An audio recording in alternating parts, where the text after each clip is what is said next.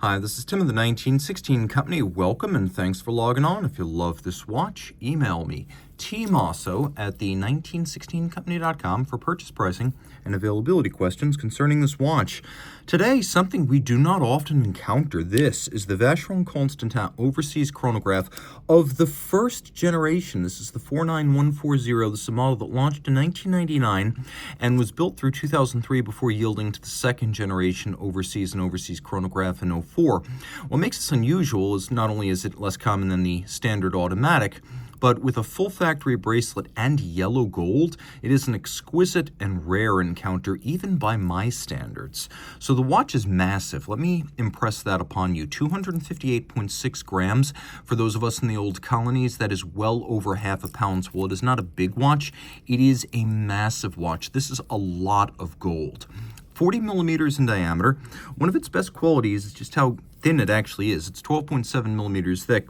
And from lug to lug, if we measure this sort of horn on each side, total distance across the wrist is 51.7 millimeters. So while it's not as big as the second and third generation watches, it's not petite. It's not a tiny watch. It has by far the most elaborate and intricate exterior decoration of any overseas. The first generation was the best, or at the very least, the most thoroughly and intricately detailed in that regard.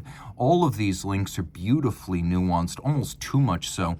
We have this double locking system here, so Maltese cross clamshell, and then there's a Maltese cross on a little switch that moves laterally and actually unlocks all of this.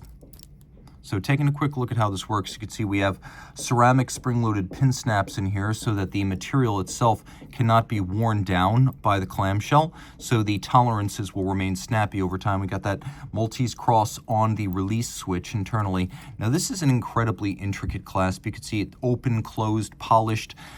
Externally, there are these two channels that run down the center line and inward fastening of the outer links and a bit of an outward step of the center links on both sides. Also look at the very subtle bevel that runs down the lug profile and then aligned across the shoulders of the links before transitioning to the polished flanks.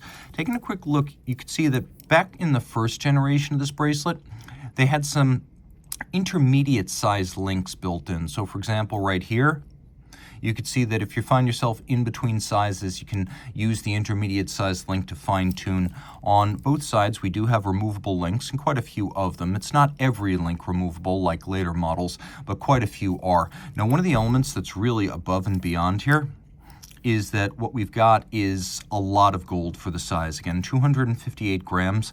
That is not common in a watch of this size, and it's up there with some examples of the Royal Oak offshore that I've encountered.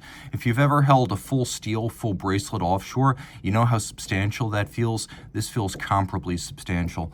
Now the case back features a replica, or as best they could in gold, a replica of the Italian naval training vessel Amerigo Vespucci, which is believed by many to be the most beautiful square-rigged ship in the world. Now you can see a combination of circular satin, radial satin, polish, frosting, a couple of different decorations on this case back.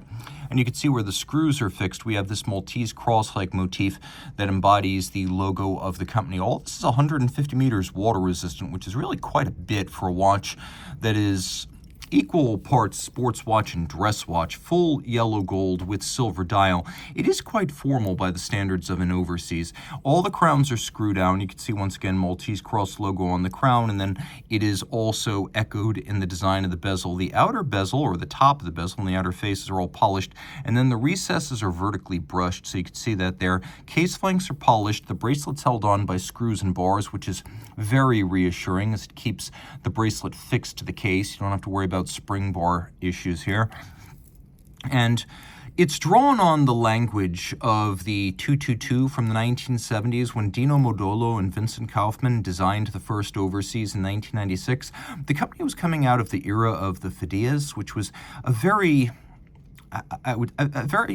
of its era design that felt like a late 80s, early 90s iteration of a sporting Vacheron. That's why this one is perhaps a little bit more formal than the Overseas that came later and smaller in size.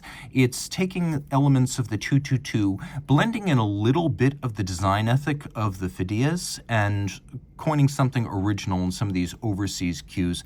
Now, one element that's much missed on the third generation of the watch is the double-digit date. It does have a quick set. You can also see there's some quirks on this dial, which tells you where the chronograph hours and the minutes are located in the most literal fashion. We have these sort of intricate indices, which are faceted and then down their center fluted. You can also see outboard there's a luminescent applique. So let's take a quick look at this watch in the dark. It is a Luminova era watch. Quite visible, no issues in that regard. It's got a sunburst silver center and then azurage or concentric patterns in the sub-registers. Solid gold 60 up at 12 o'clock and a nice faceting of the date windows.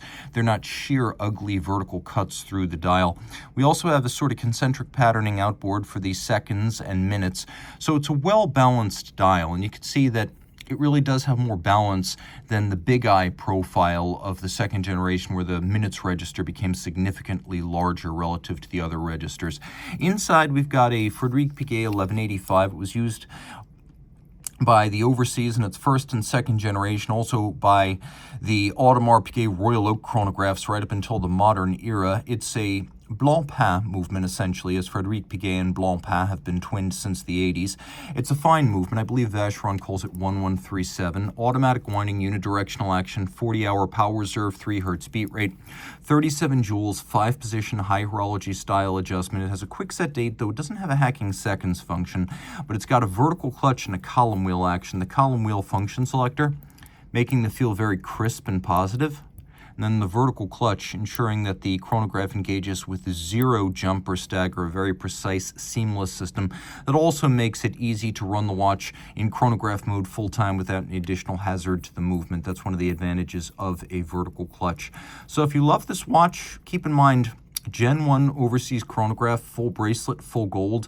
That is an uncommon watch, and this one's very nicely preserved. Reach out to Team Mosso at the 1916company.com for purchase and pricing details.